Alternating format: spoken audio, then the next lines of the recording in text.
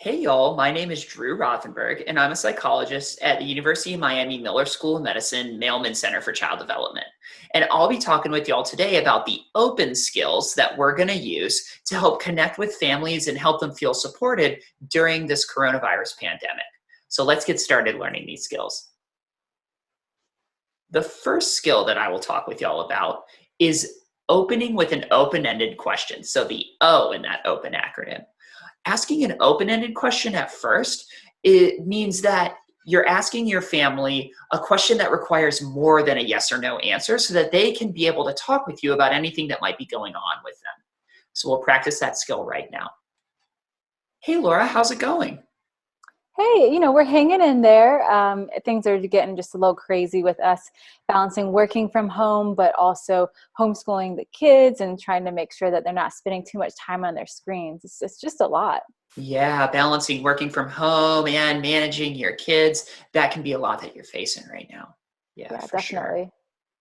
So you can see by opening with that open-ended question, how's it going? It really allowed me to understand exactly what Laura and her family are going through. Let's see what happens if I use a close-ended question, one that only requires a yes or no response. Hey, Laura, it's good to see you. Thanks for making it back to our program. I know we talked a little bit about you practicing playing with your kids for your homework this past week. Were you able to do that? Yes. So you can see with that second question, I really didn't get a whole lot else about what Laura and her family were facing. So we want to make sure to open with an open-ended question. The second skill that we'll practice is paraphrasing. So after you open with an open-ended question, you're going to paraphrase or summarize the response that you hear from your family to make sure that they really feel heard. So I'll go ahead and practice that skill now. Hey, Laura, how's it going? Hey, we're hanging in there. It's week, what? Who knows? Month two of us being in quarantine, and just the kids are going crazy. I'm going crazy. I want to be able to get outside, and we're ready for just a change of scenery. Yeah, absolutely. So you're hanging in there, but it's month two of quarantine and y'all are getting a little stir crazy and you're really ready to be able to get outside.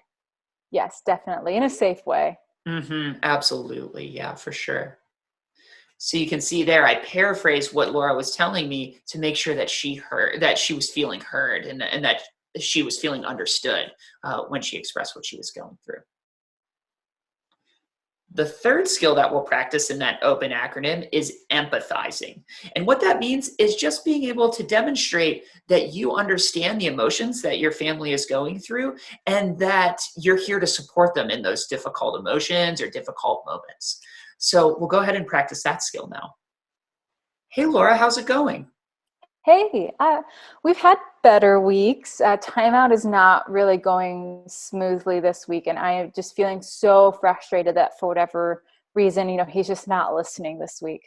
Yeah, absolutely. So it's going, you've had better weeks and you're really frustrated and about him being really difficult in timeout. That's something that's been frustrating you big time.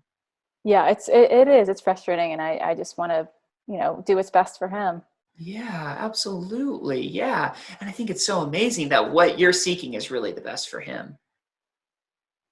So you can see there by empathizing and recognizing that what Laura was going through was frustrating, I actually got her to be able to say a little bit more and really discuss how much she wanted to see differences and changes in her son. So that's why empathizing is so important. The fourth skill that we'll be practicing in that open acronym is normalizing. And by normalizing, I mean you just being able to express to your family that they're not alone in what they're going through and that a lot of other families are facing the same issues that they are. So we'll go ahead and practice normalizing now. Hey, Laura, how's it going? Hey, this week has been kind of tough. He is just having so many tantrums and outbursts, and I just feel kind of helpless. I'm not sure what to do. Yeah, so this week has been kind of tough because he's faced a lot of tantrums and outbursts, and that's leaving you feeling helpless. Yes. That's actually something that a lot of families seem to be going through during this time because of the stress and the change in schedule. I just want to let you know that you're definitely not alone in facing that at all. Okay, that's good that we're not, that weird outlier that everyone's going through it. Not even a little bit. Absolutely. Yeah, for sure. So you can see there, by empathizing and normalizing what Laura is going through, I let her know that she's not really alone in what she's facing. The fifth skill that we'll practice in that OPEN acronym is noticing your nonverbal behaviors. So when you're talking with your families and supporting them, you want to be trying to make eye contact through the camera as best as you can, using a tone of voice that's appropriate for what they're saying, and really being able to focus with your facial expressions on them as well and demonstrate appropriate facial expressions. So we'll practice noticing our nonverbals and being able to demonstrate appropriate nonverbals right now.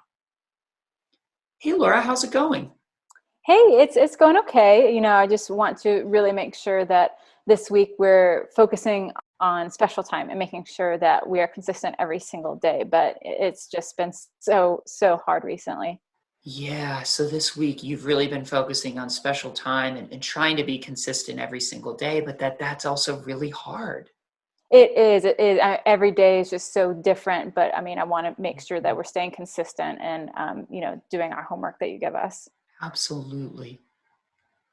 So you can see there, I was trying to make eye contact with the camera as best as I could, matching her language and her voice with my voice, and really trying to demonstrate an appropriate facial expression. Now I want to demonstrate how it feels if I don't do those things, if I don't notice my nonverbals. Hey, Laura, how's it going? Hey, it's going okay. We are just really trying to focus this week on special time. Drew, are you there? Oh, okay. Yeah, yes, I am. I'm sorry. I don't know why connections? Okay. Yeah, no, the camera was just weird for a second. Go ahead. You were saying something about special time. Yes. What was I saying?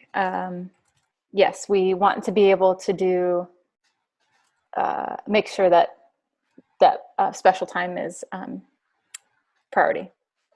Special time is a priority. Yeah, for sure. For sure. So you can see there, not being able to demonstrate with your nonverbals that you're listening really leads to a breakdown in conversation. So you want to notice your nonverbals. Thank you so much for being able to watch and listen and learn these open skills. We really think that they're a way for you to be able to connect with the families that you serve. And so we're really excited for you to use them. So remember, open with an open-ended question, paraphrase the responses that your family gives you, empathize with them, normalize their experience, and notice your nonverbal behavior. Thanks, y'all.